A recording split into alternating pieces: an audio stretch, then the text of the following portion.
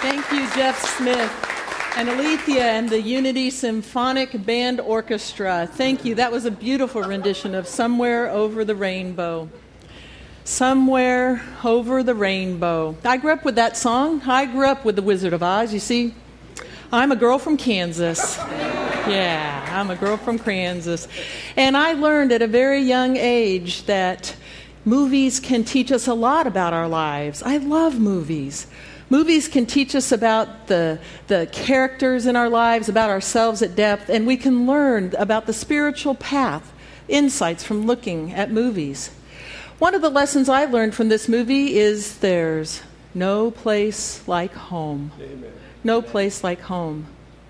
And what I've learned in my travels, especially here the last 2 months at Unity Church of Hawaii as an intern, is that home is right here. Home is right here in my heart where I feel connected to love. And you have loved on me, and I have felt connected to you in love, and I have felt at home. Thank you so much for this blessing. You know, the song Somewhere Over the Rainbow was as much of a hit as the movie was itself. It won the Oscar that year, and the American Film Institute named it the #1 movie song of all time. You see, it was 1939, and Europe was at war, and the United States was being beckoned to join. People were looking for a way out of their troubles. They were scared. They were frustrated. You know, they were feeling the same way that many of us feel today.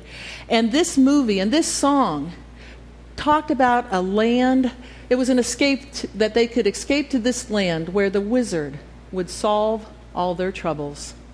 You know, I imagine that there's some people sitting here today who sometimes feel that hopeless mumble, that hopeless place, and that it would really be wonderful to go to a place over the rainbow.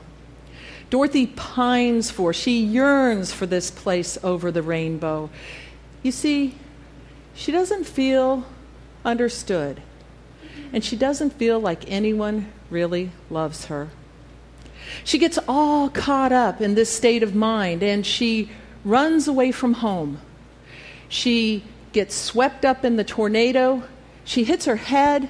She falls unconscious. She falls into a dream state. She enters the dream world of Oz. Now, psychologists tell us that in a dream, every character or thing is really a projection of ourselves. In our dreams, we project onto others what we don't see in ourselves. And if we're feeling angry or fear, that can show up in our dream as a monster, maybe a serious illness or financial loss. For Dorothy, it was a witch. But it could also show up as something positive. We could have feelings that we are rescuing people from a dangerous situation, and that might show up in our dream as a knight in shining white armor or winning the lottery. For Dorothy, it showed up as a wizard.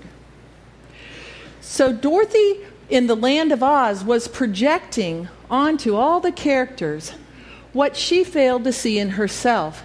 She projected onto her friend the Scarecrow the fact that she couldn't figure things out. She didn't think she was smart enough. And onto her friend the Tin Man, she projected that lack of love. She felt she wasn't loved, that he sang the song, "If I Only Had a Heart."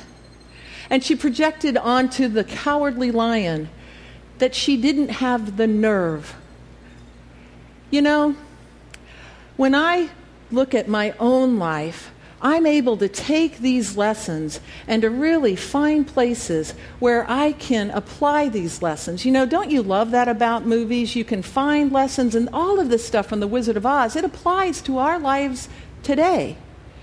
So my dream is to be an inspirational Unity minister. Thank you. Thank you. Yeah, wow. And yet when I look inside myself, I find that there's some projections that I'm making. You see, I hold the belief that Unity ministers are supposed to have all the answers. And I wasn't sure that I had all the right answers. And Unity ministers, well, you know, they show up for love for their congregation at all times, and that's an awesome responsibility. And I wasn't sure that my heart was big enough for that. And then when I thought about the emotional strength that it takes a minister to show up when their congregants bring the really serious life issues to them, like job loss, divorce, or grief, you know, I didn't know if I had the strength for that. But I have a dream, and I knew that if I looked deeply, I could find some answers, and I think you can too.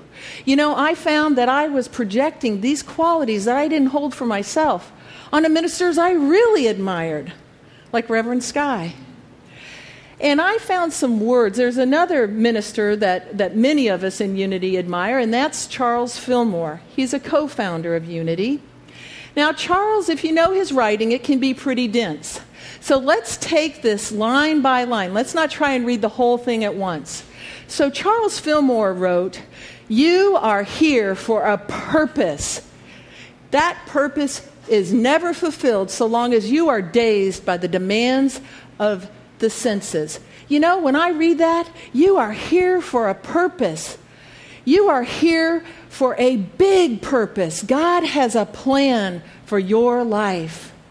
And you can't fulfill that plan as long as you're dreaming, as long as you're dazed by the demand of the senses. You have been cast in a larger mold than this. Each one of us here is wiser, more loving, braver than we ever thought possible. This is my favorite line. "Awake, O sleeper in the human mind." He's calling us to wake up.